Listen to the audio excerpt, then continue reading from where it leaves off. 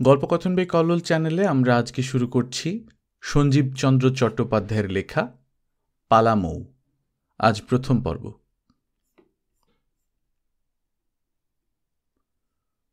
বহুকাল হইল আমি একবার পালামৌ প্রদেশে গিয়াছিলাম। প্রত্যাগমন করিলে পর সেই অঞ্চলের বৃত্তান্ত লিখিবার নিমিত্ত দুই একজন বন্ধুবান্ধব আমাকে পুনঃ পুনঃ অনুরোধ করিতেন। আমি তখন তাহাদের উপহাস করিতাম।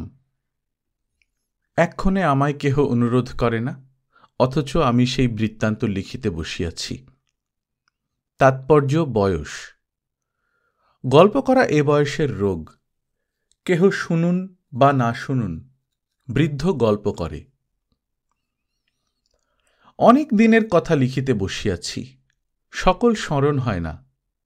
পূর্বে লিখিলে যাহা লিখিতাম, এক্ষণে যে তাহাই লিখিতেছি এমন তো নহে। পূর্বে সেই সকল নির্জন পর্বত, কুসুমিত কানন প্রভৃতি যে চক্ষে দেখিয়াছিলাম, সেই চক্ষু আর নাই। এখন পর্বত কেবল প্রস্তরময়, বন কেবল কণ্টকাকীর্ণ, অধিবাসীরা কেবল কদাচারী বলিয়া স্মরণ হয়। অতএব যাহারা বয়গুণে কেবল শোভা সৌন্দর্য প্রভৃতি ভালোবাসেন, বৃদ্ধের লেখায় তাহাদের কোনো প্রবৃত্তি পরিতৃপ্ত হইবে না। যখন পালামৌ আমার যাওয়া একান্ত স্থির হইল, তখন জানি না যে সে স্থান কোন দিকে কত দূরে। অতএব ম্যাপ দেখিয়া পথ স্থির করিলাম। হাজারিবাগ হইয়া যাইতে হইবে, এই বিবেচনায় ইনল্যান্ড ট্রানজিট কোম্পানির ডাকগাড়ি ভাড়া করিয়া রাত্রি 1.5 প্রহরের সময় রানীগঞ্জ হইতে যাত্রা করিলাম। প্রাতে বরাকর নদীর পূর্ব পারে গাড়ি থামিল। নদী অতি ক্ষুদ্র, তৎকালে অল্পমাত্র জল ছিল, সকলেই হাঁটিয়া পার হইতেছে। গাড়ি ঠেলিয়া পার করিতে হইবে, অতএব গাড়োয়ান কুলি ডাকিতে গেল। পূর্ব পার হইতে দেখিলাম যে অপর পারে ঘাটের উপরেই একজন সাহেব বাঙ্গালায় বসিয়া পাইপ টানিতেছেন। সম্মুখে একজন চাপরাশি একরূপ গৈরিক মৃত্তিকা হস্তে দাঁড়াইয়া আছে। যে ব্যক্তি পারার্থে সেই ঘাটে আসিতেছে, চাপরাশি তাহার বাহুতে সেই মৃত্তিকা দ্বারা কি অঙ্কপাত করিতেছে। পারার্থীর মধ্যে বন্যলোকই অধিক। তাহাদের যুবতীরা মৃত্তিকারঞ্জিত আপন আপন বাহুর প্রতি আড় নয়নে চাহিতেছে আর হাসিতেছে। আবার অন্যের অঙ্গে সেই অঙ্কপাত কিরূপ দেখাইতেছে তাহাও এক একবার দেখিতেছে। শেষে যুবতীরা হাসিতে হাসিতে দৌড়িয়া নদীতে নামিতেছে। তাহাদের ছোটাছুটিতে নদীর জল উচ্ছ্বসিত হইয়া কুলের উপর উঠিতেছে। আমি অন্য মানুষকে এই রঙ্গ দেখিতেছি। এমতো সময় কুলিদের কতকগুলি বালক বালিকা আসিয়া আমার গাড়ি ঘেরিল। সাহেব একটি পয়সা, সাহেব একটি পয়সা বলিয়া চিৎকার করিতে লাগিল। ধুতি চাদর পরিয়া আমি নিরীহ বাঙালি বসিয়াছি। আমায় কেন সাহেব বলিতেছে তাহা জানিবার নিমিত্ত বলিলাম, আমি সাহেব নহি। একটি বালিকা আপন ক্ষুদ্র নাসিকাস্থ অঙ্গুরীবৎ অলঙ্কারের মধ্যে নখ নিমজ্জন করিয়া বলিল, হাঁ তুমি সাহেব। আরেকজন জিজ্ঞাসা করিল, তবে তুমি কি? আমি বলিলাম, আমি বাঙালি। সে বিশ্বাস করিল না, বলিল, না তুমি সাহেব। তাহারা মনে করিয়া থাকিবে যে যে গাড়ি চড়ে সে অবশ্যই সাহেব। এই সময় একটি 2 বৎসর বয়স্ক শিশু আসিয়া আকাশের দিকে মুখ তুলিয়া হাত পাতিয়া দাঁড়াইল। কেন হাত পাতিল তাহা সে জানে না। সকলে হাত পাতিয়াছে দেখিয়া সেও হাত পাতিল। আমি তাহার হস্তে একটি পয়সা দিলাম। শিশু তাহা ফেলিয়া দিয়া আবার হাত পাতিল। অন্য বালক সে পয়সা কুড়াইয়া লইলে শিশুর ভগিনীর সহিত তাহার তুমুল কলহ বাঁধিল। এই সময় আমার গাড়ি অপর পাড়ে গিয়া উঠিল। বরাকর হইতে 2-1টি ক্ষুদ্র পাহাড় দেখা যায়। বঙ্গবাসীদের কেবল মাঠ দেখা অভ্যেস। মৃত্তিকার সামান্য স্তূপ দেখিলেই তাহাদের আনন্দ হয়। অতএব সেই ক্ষুদ্র পাহাড়গুলি দেখিয়া যে তৎকালে আমার যথেষ্ট আনন্দ হইবে, ইহার আর আশ্চর্য কি?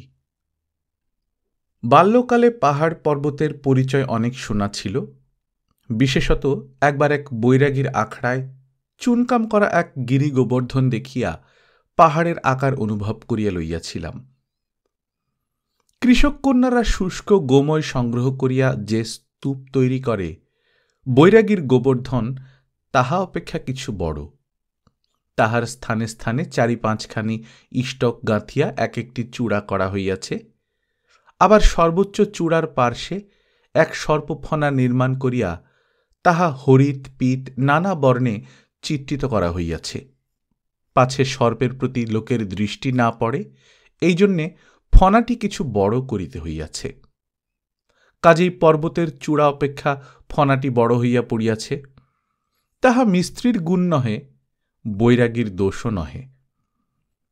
সর্পটি কালীয় দমনের কালীয়, কাজেই যে পর্বতের উপর কালীয় উঠিয়াছে, সে পর্বতের চূড়া অপেক্ষা তাহার ফনা যে কিছু বৃহৎ হইবে, ইহার আর আশ্চর্য কি? বৈরাগীর এই গিরি গোবর্ধন দেখিয়া বাল্যকালেই পর্বতের অনুভব হইয়াছিল। বরাকরের নিকটস্থ পাহাড়গুলি দেখিয়া আমার সেই বাল্য সংস্কারের কিঞ্চিৎ পরিবর্তন হইতে আরম্ভ হইল। অপরাহ্নে দেখিলাম একটি সুন্দর পর্বতের নিকট দিয়া গাড়ি যাইতেছে। এত নিকট দিয়া যাইতেছে যে পর্বতস্থ ক্ষুদ্র ক্ষুদ্র প্রস্তরের ছায়া পর্যন্ত দেখা যাইতেছে। গাড়োয়ানকে গাড়ি থামাইতে বলিয়া আমি নামিলাম। গাড়োয়ান জিজ্ঞাসা করিল, কোথায় যাইবেন? আমি বলিলাম, একবারই পর্বতে যাইব। সে হাসিয়া বলিল, পাহাড় এখান হইতে অধিক দূর, আপনি সন্ধ্যার মধ্যে তথায় পৌঁছিতে পারিবেন না। আমি এই কথা কোনরূপে বিশ্বাস করিলাম না। আমি স্পষ্ট দেখিতেছিলাম পাহাড় অতি নিকট, তথা যাইতে আমার 5 মিনিটও লাগিবে না। অতএব গাড়োয়ানের নিষেধ না শুনিয়া আমি পর্বতাভিমুখে চলিলাম। 5 মিনিটের স্থলে 15 মিনিট কাল দ্রুত পাদবিক্ষেপে গেলাম। তথাপি পর্বত পূর্বমত সেই 5 মিনিটের পথ বলিয়াই বোধ হইতে লাগিল। তখন আমার ভ্রম বুঝিতে পারিয়া গাড়িতে ফিরিয়া আসিলাম। পর্বত সম্বন্ধে দূরতা স্থির করা বাঙালির পক্ষে বড় কঠিন, ইহার প্রমাণ পালামৌ গিয়া পুনঃ পুনঃ পাইয়াছিলাম। পরদিবস প্রায় 2 প্রহরের সময় হাজারিবাগ পৌঁছিলাম। তথায় গিয়া শুনিলাম কোন সম্ভ্রান্ত ব্যক্তির বাটিতে আমার আহারের আয়োজন হইতেছে। প্রায় 2 দিবস আহার হয় নাই। অতএব আহার সম্বন্ধীয় কথা শুনিবা মাত্র ক্ষুধা অধিকতর প্রদীপ্ত হইল। যিনি আমার নিমিত্ত উদ্যোগ করিতেছেন, তিনি আমার আগমন বার্তা কিরূপে জানিলেন, তাহা অনুসন্ধান করিবার আর সাবকাশ হইল না। আমি তৎক্ষণাৎ তাহার বাটিতে গাড়ি লইয়া যাইতে অনুমতি করিলাম। যাহার বাটিতে যাইতেছি তাহার সহিত আমার কখনো চাক্ষুষ হয় নাই। তাহার নাম শুনিয়াছি, সুখ্যাতিও যথেষ্ট শুনিয়াছি। সজ্জন বলিয়া তাহার প্রশংসা সকলেই করে, কিন্তু সেই প্রশংসায় কর্ণপাত বড় করি নাই, কেননা বঙ্গবাসী মাত্রই সজ্জন। বঙ্গে কেবল প্রতিবাসীরাই দুরাত্মা, যাহা নিন্দা শোনা যায় তাহা কেবল প্রতিবাসীর। প্রতিবাসীরা পরশ্রীকাতর, দাম্ভিক, কলহপ্রিয়, লোভী, কৃপণ, বঞ্চক। তাহারা আপনাদের সন্তানকে ভালো কাপড় ভালো জুতা পরায় কেবল আমাদের সন্তানকে কাঁদাইবার জন্যে। তাহারা আপনাদের পুত্রবধূকে উত্তম বস্ত্রালঙ্কার দেয় কেবল আমাদের পুত্রবধূর মুখ ভার করাইবার নিমিত্ত। পাপিষ্ঠ প্রতিবাসীরা, যাহাদের প্রতিবাসী নাই তাহাদের ক্রোধ নাই, তাহাদেরই নাম ঋষি। ঋষি কেবল প্রতিবাসী পরিত্যাগী গৃহী। ঋষির আশ্রম পার্শ্বে প্রতিবাসী বসাও, 3 দিনের মধ্যে ঋষির ঋষিত্ব যাইবে। প্রথম দিন প্রতিবাসীর ছাগলে পুষ্পবৃক্ষ নিষ্পত্র করিবে, দ্বিতীয় দিনে প্রতিবাসীর গরু আসিয়া কমণ্ডলু ভাঙিবে, তৃতীয় দিনে প্রতিবাসীর গৃহিণী আসিয়া ঋষিপত্নীকে অলঙ্কার দেখাইবে। তাহার পরে ঋষিকে ওকালতির পরীক্ষা দিতে হইবে, নতুবা ডেপুটি ম্যাজিস্ট্রেটির দরখাস্ত করিতে হইবে। এক্ষণে সে সকল কথা যাক। যে বঙ্গবাসীর গৃহে আতিথ্য স্বীকার করিতে যাইতেছিলাম, তাহার উদ্যানে গাড়ি প্রবেশ করিলে তাহা কোনো ধনবান ইংরেজের হইবে বলিয়া আমার প্রথমে ভ্রম হইল। পরক্ষণে সে ভ্রম গেল। বারান্দায় গুটি কতক বাঙালি বসিয়া আমার গাড়ি নিরীক্ষণ করিতেছিলেন। তাহাদের নিকটে গিয়া গাড়ি থামিলে আমি গাড়ি হইতে অবতরণ করিলাম। আমাকে দেখিয়া তাহারা সকলেই সাদরে অগ্রসর হইলেন। না চিনিয়া যাহার অভিবাদন আমি সর্বাগ্রে গ্রহণ করিয়াছিলাম, তিনি বাটির কর্তা। তিনি শত লোক সমভিব্যাহারে থাকিলেও আমার দৃষ্টি বোধহয় প্রথমেই তাহার মুখের প্রতি পড়িত। সেইরূপ প্রসন্নতা ব্যঞ্জক ওষ্ঠ আমি অতি অল্প দেখিয়াছি। তখন তাহার বয়ক্রম বোধহয় 50 অতীত হইয়াছিল। বৃদ্ধের তালিকায় তাহার নাম উঠিয়াছিল, তথাপি তাহাকে বড় সুন্দর দেখিয়াছিলাম। বোধহয় সেই প্রথম আমি বৃদ্ধকে সুন্দর দেখি। যে সময়ের কথা বলিতেছি আমি তখন নিজে যুবা, অতএব সে বয়সে বৃদ্ধকে সুন্দর দেখা ধর্মসঙ্গত নহে।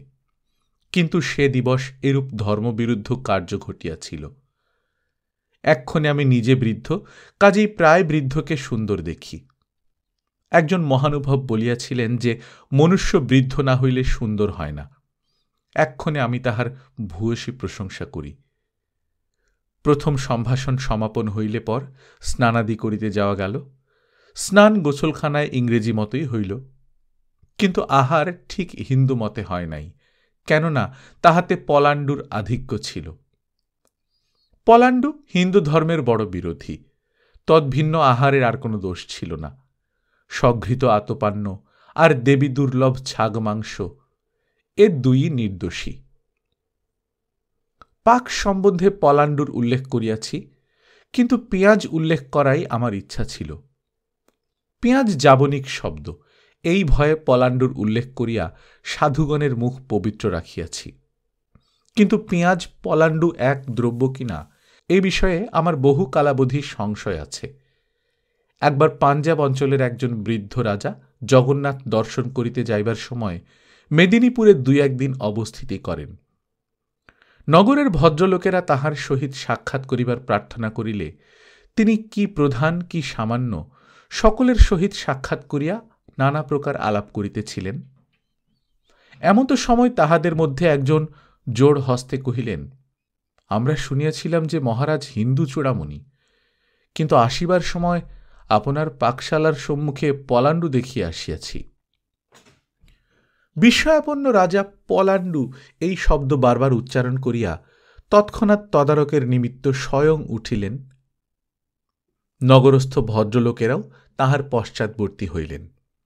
রাজা পাকশালার সম্মুখে দাঁড়াইলে একজন বাঙালি পেঁয়াজের স্তূপ দেখাইয়া দিল। রাজা তখন হাসিয়া বলিলেন, ইহা পলাণ্ডু নহে, ইহাকে পেঁয়াজ বলে। পলাণ্ডু অতি বিষাক্ত সামগ্রী, তাহা কেবল ঔষধে ব্যবহার হয়। সকল দেশে তাহা জন্মে না, যে মাঠে জন্মে সে মাঠের বায়ু দূষিত হইয়া যায়। এই ভয়ে সে মাঠ দিয়া কেহ যাতায়াত করে না, সে মাঠে আর কোনো ফসল হয় না। রাজার এই কথা যদি সত্য হয়, তাহা হইলে অনেকে নিশ্চিন্ত হইতে পারেন। পলাণ্ডু আর পেঁয়াজ এক সামগ্রী কিনা তাহা পশ্চিম প্রদেশে অনুসন্ধান হইতে পারে। বিশেষত যে সকল বঙ্গবাসীরা সিন্ধুদেশ অঞ্চলে আছেন, বোধহয় তাহারা অনায়াসেই এই কথার মীমাংসা করিয়া লইতে পারিবেন। আহারান্তে বিশ্রাম গৃহে বসিয়া বালকদিগের সহিত গল্প করিতে করিতে বালকদের শয়নঘর দেখিতে উঠিয়া গেলাম। ঘরটি বিলক্ষণ পরিসর, তাহার চারিকোণে চারিখানি খাট পাতা, মধ্যস্থলে আর একখানি খাট রহিয়াছে। জিজ্ঞাসা করায় বালকেরা বলিল, চারিকোণে আমরা 4 জন শয়ন করি আর মধ্যস্থলে মাস্টার মহাশয় থাকেন। এই বন্দোবস্ত দেখিয়া বড় পরিতৃপ্ত হইলাম। দিবারাত্র বালকদের কাছে শিক্ষক থাকার আবশ্যকতা অনেকে বুঝেন না। বালকদের শয়নঘর হইতে বহির্গত হইয়া আরেক ঘরে দেখি এক কাঁদি সুপক্ক মর্তমান রম্ভা দোদুল্যমান রহিয়াছে, তাহাতে একখানি কাগজ ঝুলিতেছে। পড়িয়া দেখিলাম নিত্য যত কদলি কাঁদি হইতে ব্যয় হয় তাহাই তাহাতে লিখিত হইয়া থাকে। লোকে সচরাচর ইহাকে ক্ষুদ্র দৃষ্টি, ছোট নজর ইত্যাদি বলে, কিন্তু আমি তাহা কোনরূপে ভাবিতে পারিলাম না। যেরূপ অন্যান্য বিষয়ের বন্দোবস্ত দেখিলাম, তাহাতে কলা কাঁদির হিসাব দেখিয়া বরং আরো চমৎকৃত হইলাম। যাহাদের দৃষ্টি ক্ষুদ্র, তাহারা কেবল সামান্য বিষয়ের প্রতি দৃষ্টি রাখে, অন্য বিষয় দেখিতে পায় না, তাহারা যথার্থই নীচ। কিন্তু আমি যাহার কথা বলিতেছি, দেখিলাম তাহার নিকট বৃহৎ সূক্ষ্ম সকলই সমভাবে পরিলক্ষিত হইয়া থাকে। অনেকে আছেন বড় বড় বিষয় মোটামুটি দেখিতে পারেন, কিন্তু সূক্ষ্ম বিষয়ের প্রতি তাহার দৃষ্টি একেবারে পড়ে না। তাহাদের প্রশংসা করি না। যাহারা বৃহৎ সূক্ষ্ম একত্র দেখিয়া কার্য করেন তাহাদেরই প্রশংসা করি। কিন্তু এরূপ লোক অতি অল্প। কলাকাঁদির ফর্দ সম্বন্ধে বালকদের সহিত কথা কহিতে কহিতে জানিলাম যে একদিন একজন চাকর লোভ সম্বরণ করিতে না পারিয়া 2টি সুপক্ক রম্ভা উদরস্থ করিয়াছিল। গৃহস্থের সকল বিষয়েই দৃষ্টি আছে, সকল বিষয়েরই হিসাব থাকে, কাজেই চুরি ধরা পড়িল। তখন তিনি চাকরকে ডাকিয়া চুরির জন্য জরিমানা করিলেন। পরে তাহার লোভ পরিতৃপ্তি করিবার নিমিত্ত যত ইচ্ছা কাঁদি হইতে রম্ভা খাইতে অনুমতি করিলেন। চাকর উদর ভরিয়া রম্ভা খাইল। অপরাহ্নে আমি উদ্যানে পদচারণ করিতেছি, এমত সময় গৃহস্থ কাছারি হইতে প্রত্যাগত হইলেন। পরে আমাকে সমভিব্যাহারে লইয়া বাগান পুষ্করিণী সমুদয় দেখাইতে লাগিলেন। যে স্থান হইতে যে বৃক্ষটি আনাইয়াছেন তাহারও পরিচয় দিতে লাগিলেন। মধ্যাহ্নকালে কলাকাঁদি সম্বন্ধে যাহা দেখিয়াছি এবং শুনিয়াছি তাহা তখনও আমার মনে পুনঃ পুনঃ আলোচিত হইতেছিল। কাজেই আমি কদলী বৃক্ষের প্রসঙ্গ না করিয়া থাকিতে পারিলাম না। বলিলাম, আমার ধারণা ছিল এই অঞ্চলে রম্ভা জন্মে না, কিন্তু আপনার বাগানে যথেষ্ট দেখিতেছি। তিনি উত্তর করিলেন, এখানে বাজারে কলা পাওয়া যায় না, পূর্বে কাহার বাটিতেও পাওয়া যাইত না। লোকের সংস্কার ছিল যে এই প্রস্তরময় মৃত্তিকায় কলার গাছ রস পায় না, শুকাইয়া যায়। আমি তাহা বিশ্বাস না করিয়া দেশ হইতে তেড় আনিয়া পরীক্ষা করিলাম। এক্ষণে আমার নিকট হইতে তেড় লইয়া সকল সাহেবই বাগানে লাগাইয়াছেন। এখন আর এখানে কদলীর অভাব নাই। এইরূপ কথাবার্তা কহিতে কহিতে আমরা উদ্যানের এক প্রান্তভাগে আসিয়া উপস্থিত হইলাম। তথায় 2টি স্বতন্ত্র ঘর দেখিয়া আমি জিজ্ঞাসা করায় গৃহস্থ বলিলেন, উহার একটিতে আমার নাপিত থাকে, অপরটিতে আমার ধোপা থাকে। উহারা সম্পূর্ণ আমার বেতনভোগী চাকর নহে, তবে উভয়কেই আমার বাটিতে স্থান দিয়া এক প্রকারে আবদ্ধ করিয়াছি। এখন যখনই আবশ্যক হয় তখনই তাহাদের পাই। ধোপা নাপিতের কষ্ট পূর্বে আর কোন উপায়ে নিবারণ করিতে পারি নাই।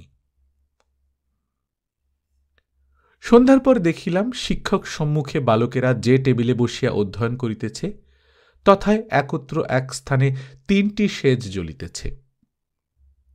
অন্য লোক যাহারা কদলীর হিসাব রাখেন না তাহারা বালকদের নিমিত্ত একটি সেজ দিয়া নিশ্চিন্ত হন, আর যিনি কদলীর হিসাব রাখেন তিনি এই অতিরিক্ত ব্যয় কেন স্বীকার করিতেছেন জানিবার নিমিত্ত আমার কৌতূহল জন্মিল। শেষে আমি জিজ্ঞাসা করিলে তিনি বলিলেন, ইহা অপব্যয় নহে। অল্প আলোকে অধ্যয়ন করিলে বালকদের চক্ষু দুর্বল হইবার সম্ভাবনা, যথেষ্ট আলোকে অধ্যয়ন করিলে 40-এর বহু পরে চালসা ধরে।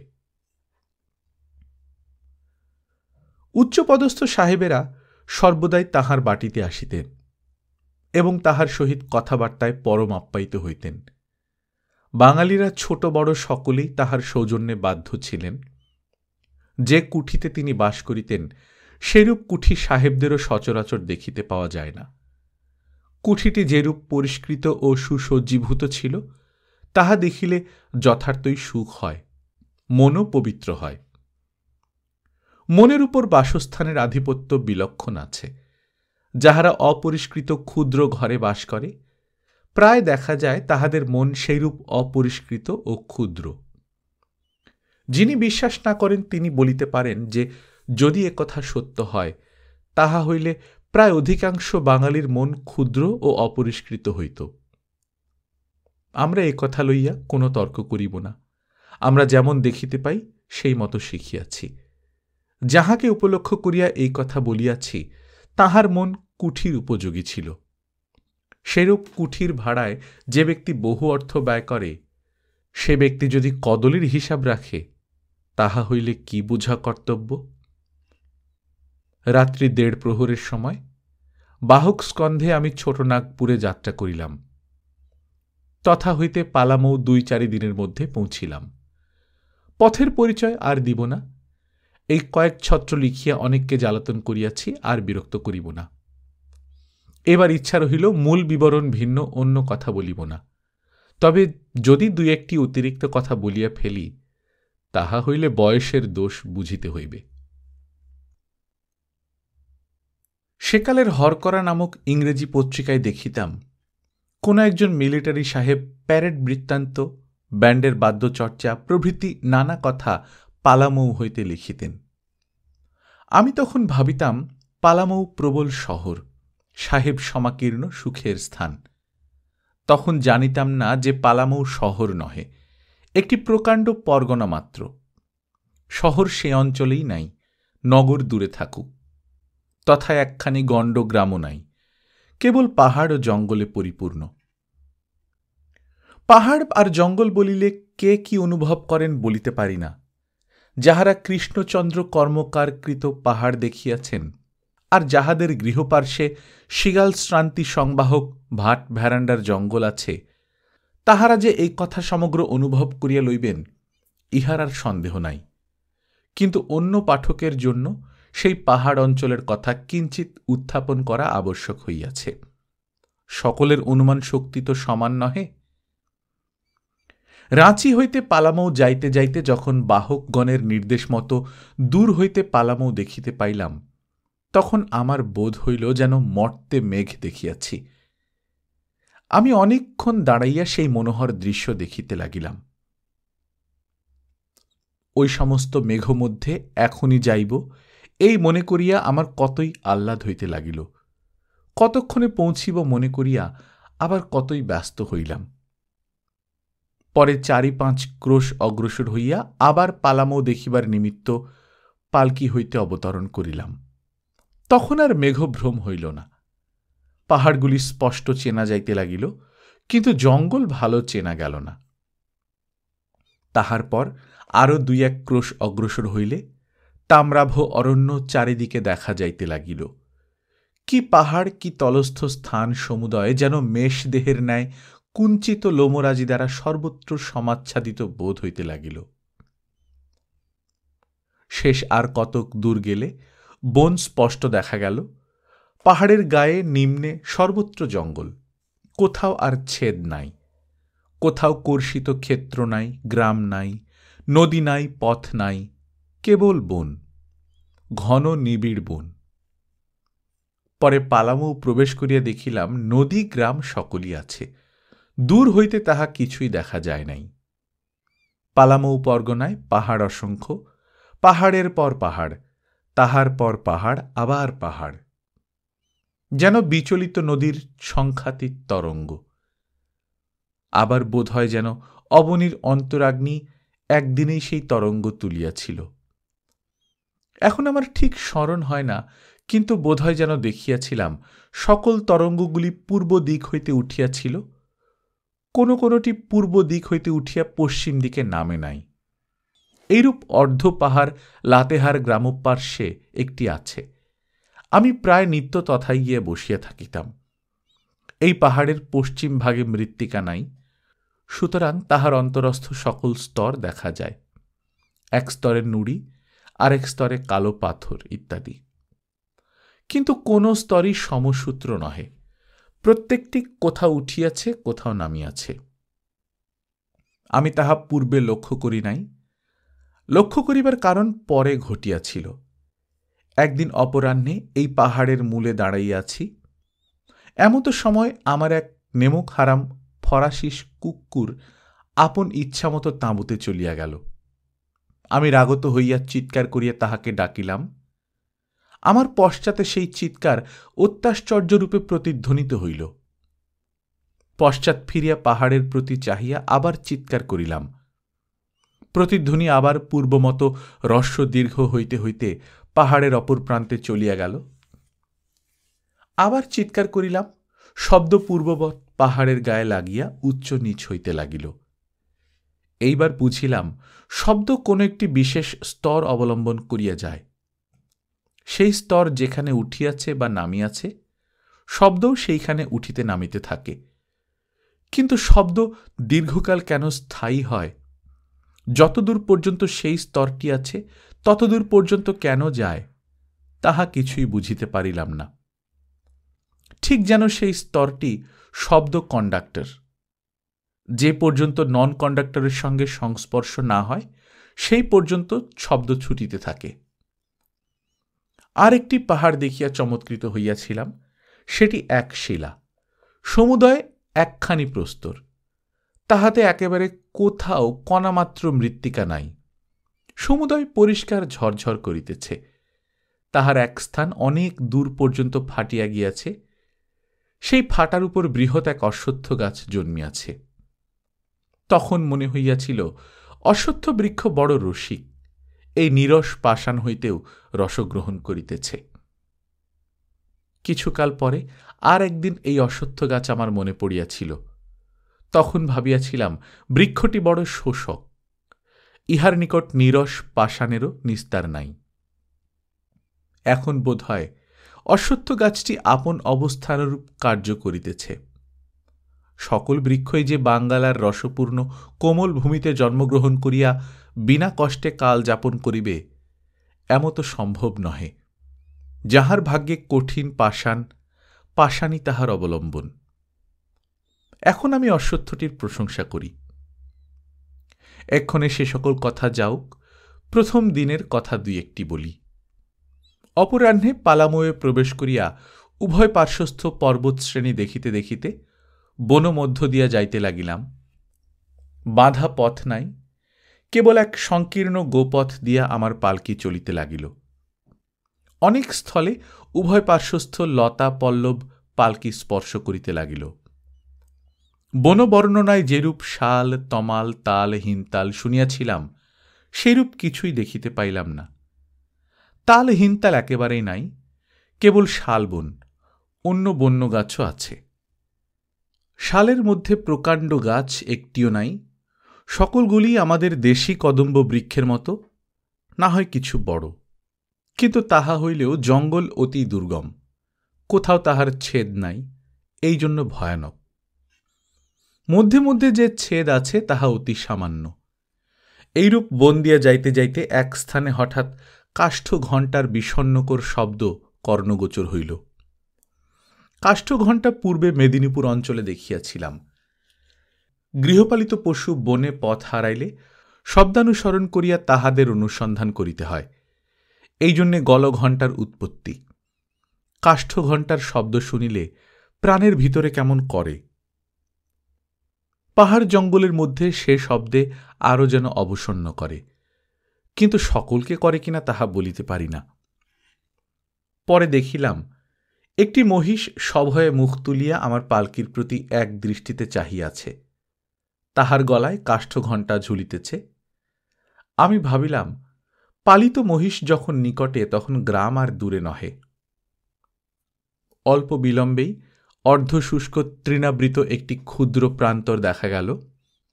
এখানে সেখানে দুই একটি মধু বা মৌয়া বৃক্ষ ভিন্ন, সেই প্রান্তরে গুল্ম কি লতা কিছুই নাই।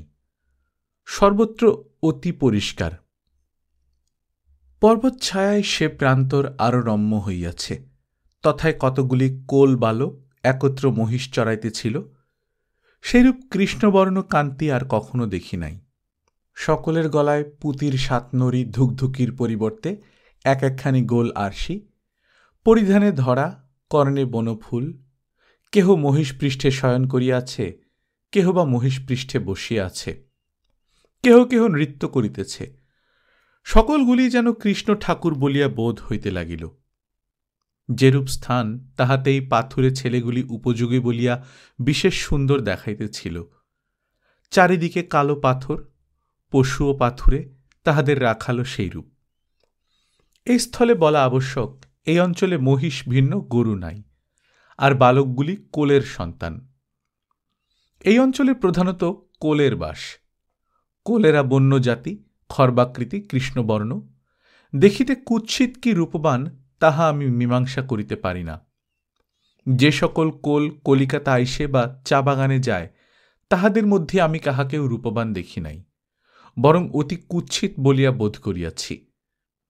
কিন্তু স্বদেশে কোল মাত্রেই রূপবান, অন্তত আমার চক্ষে। বন্যেরা বনে সুন্দর, শিশুরা মাতৃক্রোড়ে। প্রান্তরের পর এক ক্ষুদ্র গ্রাম, তাহার নাম স্মরণ নাই। তথায় ৩০-৩২টি গৃহস্থ বাস করে, সকলেরই পর্ণকুটির। আমার পালকি দেখিতে যাবতীয় স্ত্রীলোক ছুটি আসিল।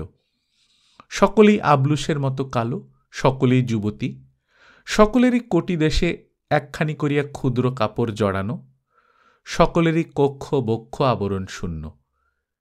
সেই নিরাবৃত বক্ষে পুতির সাতনরি, তাহাতে ক্ষুদ্র ক্ষুদ্র আরশি ঝুলিতেছে। কর্ণে ক্ষুদ্র ক্ষুদ্র বনফুল, মাথায় বড় বড় বনফুল। যুবতীরা পরস্পর কাঁধ ধরাধরি করিয়া দেখিতে লাগিল, কিন্তু দেখিল কেবল পালকি আর বেহারা। পালকির ভিতরে কি বা কে, তাহা কেহই দেখিল না। আমাদের বাঙ্গালায়ও দেখিয়াছি, পল্লীগ্রামে বালক বালিকারা প্রায় পালকি আর বেহারা দেখিয়া ক্ষান্ত হয়। তবে যদি সঙ্গে বাদ্য থাকে, তাহা হইলে বরকনে দেখিবার নিমিত্ত পালকির ভিতর দৃষ্টিপাত করে। যিনি পালকি চড়েন, সুতরাং তিনি দুর্ভাগ্য। কিন্তু গ্রাম্য বালক বালিকারাও অতি নিষ্ঠুর, অতি নির্দয়। তাহার পর আবার কতক দূর গিয়া দেখিলাম, পথশ্রান্তা যুবতীরা মদের ভাঁটিতে বসিয়া মদ্যপান করিতেছে। গ্রাম মধ্যে যে যুবতীদের দেখিয়া আসিয়াছি, ইহারাও আকারে অলঙ্কারে অবিকল সেইরূপ, যেন তাহারাই আসিয়া বসিয়াছে। যুবতীরা উভয় জানু দ্বারা ভূমি স্পর্শ করিয়া দুই হস্তে শালপাত্রের পাত্র ধরিয়া মদ্যপান করিতেছে, আর ঈষৎ হাস্যবদনের সঙ্গীদের দেখিতেছে। জানু স্পর্শ করিয়া উপবেশন করা কোল জাতির স্ত্রীলোক দিগের রীতি। বোধহয় যেন সাঁওতাল দিগেরও এই রীতি দেখিয়াছি।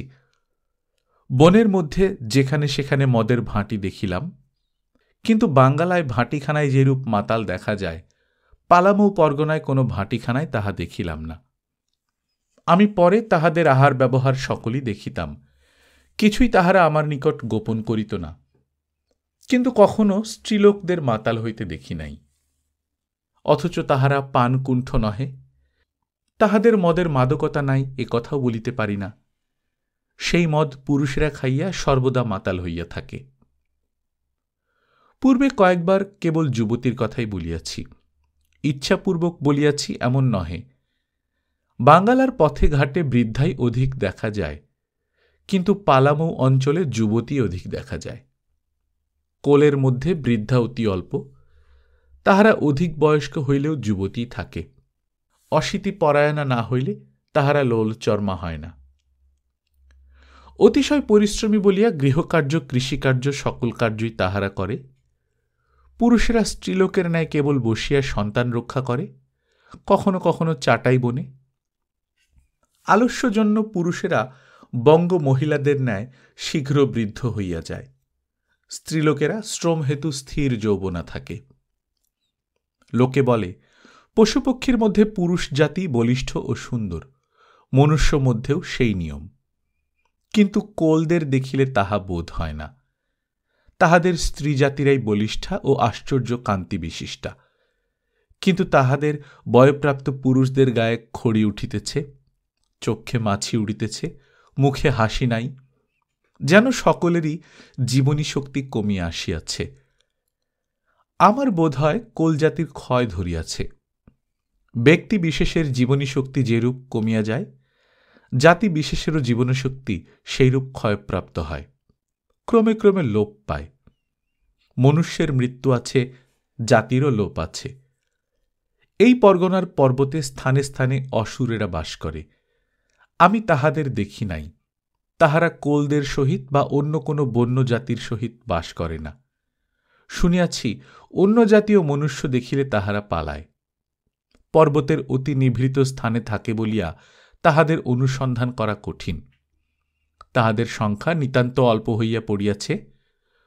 পূর্বকালে যখন আর্যেরা প্রথম ভারতবর্ষে আসেন, তখন অসুরগণ অতি প্রবল ও তাহাদের সংখ্যা অসীম ছিল। অসুরেরা আসিয়া আর্যগণের গরু কাড়িয়া লইয়া যাইত, ঘৃত খাইয়া পলাইত। আর্যরা নিরুপায় হইয়া কেবল ইন্দ্রকে ডাকিতেন, কখনো কখনো দলবল জুটিয়া লাঠালাঠিও করিতেন। শেষে বহুকাল পরে যখন আর্যগণ উন্নত ও শক্তিসম্পন্ন হইলেন, তখন অসুরগণকে তাড়াইয়াছিলেন। পরাজিত অসুরগণ ভালো ভালো স্থান আর্যদের ছাড়িয়া দিয়া আপনারা দুর্গম পাহাড় পর্বতে গিয়া বাস স্থাপন করে। অদ্যাবধি সেই পাহাড় পর্বতে তাহারা আছে, কিন্তু আর তাহাদের বল বীর্য নাই, আর সে অসীম সংখ্যাও তাহাদের নাই। এক্ষণে যেরূপ অবস্থা, তাহাতে অসুরকুল ধ্বংস হইয়াছে বলিলেও অন্যায় হয় না।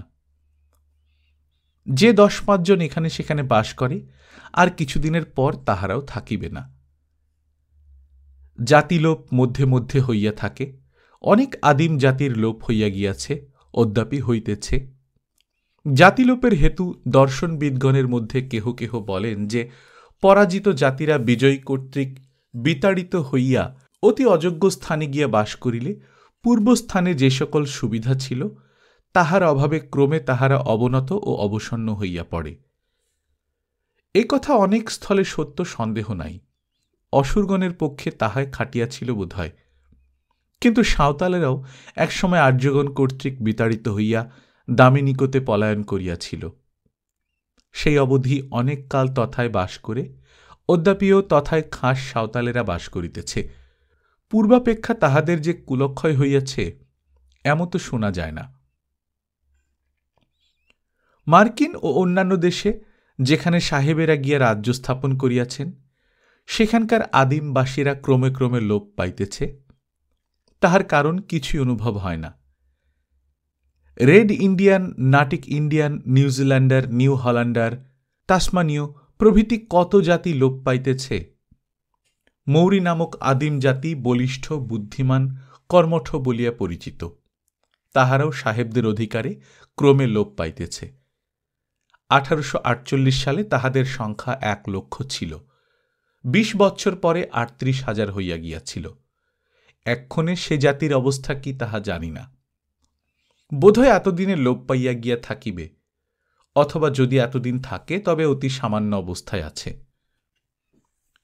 মৌরি দুর্বল নহে, তৎসম্বন্ধে একজন সাহেব লিখিয়াছেন, he is the noblest of savages, not equalled by the best of the red Indians. তথাপি এ জাতি লোপ পায় কেন? তুমি বলিবে সাহেবদের অত্যাচারে।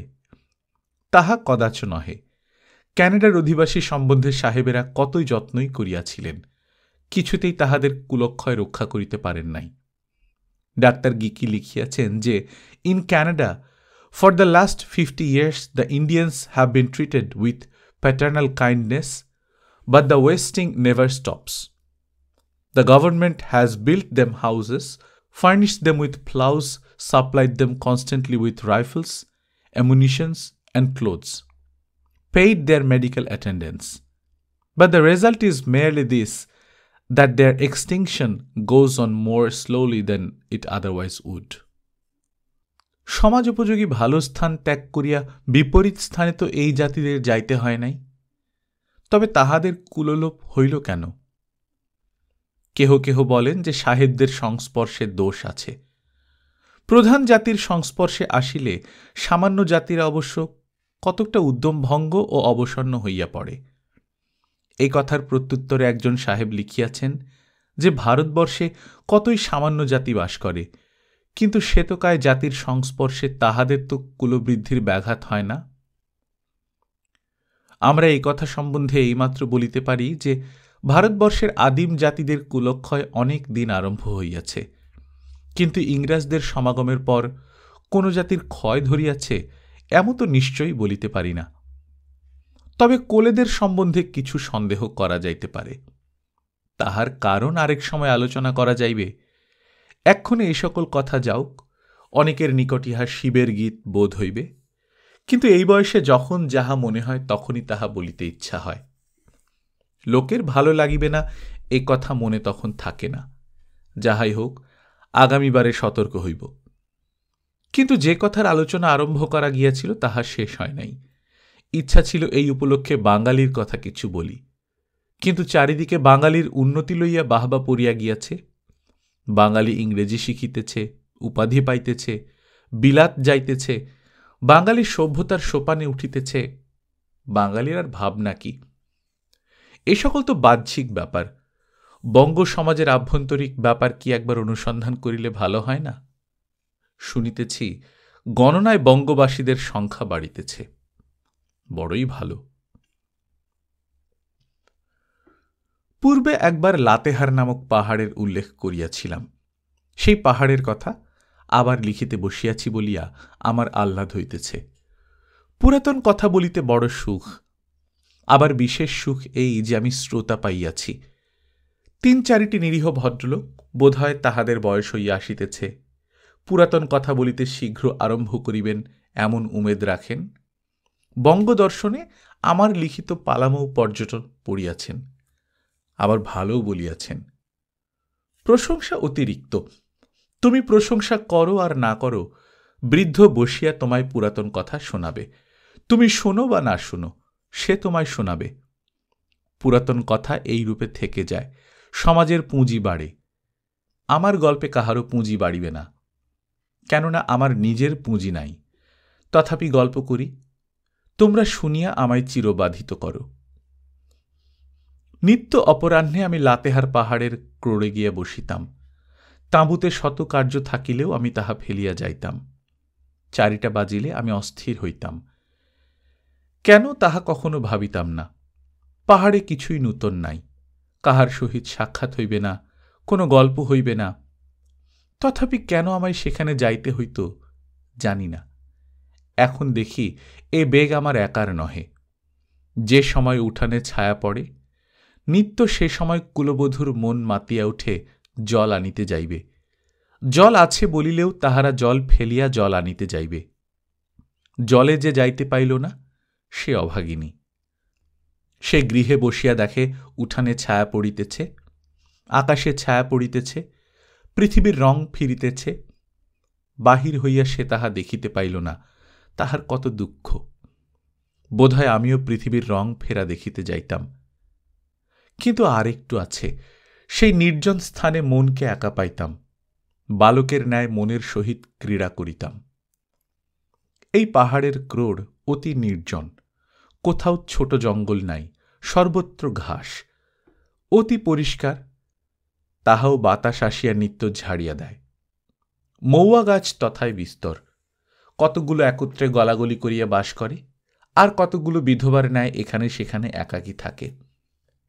তাহারই মধ্যে একটিকে আমি বড় ভালোবাসিতাম, তাহার নাম কুমারী রাখিয়াছিলাম। কখনো তাহার ফল কি ফুল হয় নাই, কিন্তু তাহার ছায়া বড় শীতল ছিল। আমি সেই ছায়ায় বসিয়া দুনিয়া দেখিতাম। এই উচ্চস্থানে বসিলে 5-7 ক্রোশ পর্যন্ত দেখা যাইত। দূরে চারিদিকে পাহাড়ের পরিখা, যেন সেইখানে পৃথিবীর শেষ হইয়া গিয়াছে। সেই পরিখার নিম্নে গাঢ় ছায়া, অল্প অন্ধকার বলিলেও বলা যায়। তাহার পর জঙ্গল, জঙ্গল নামিয়া ক্রমে স্পষ্ট হইয়াছে।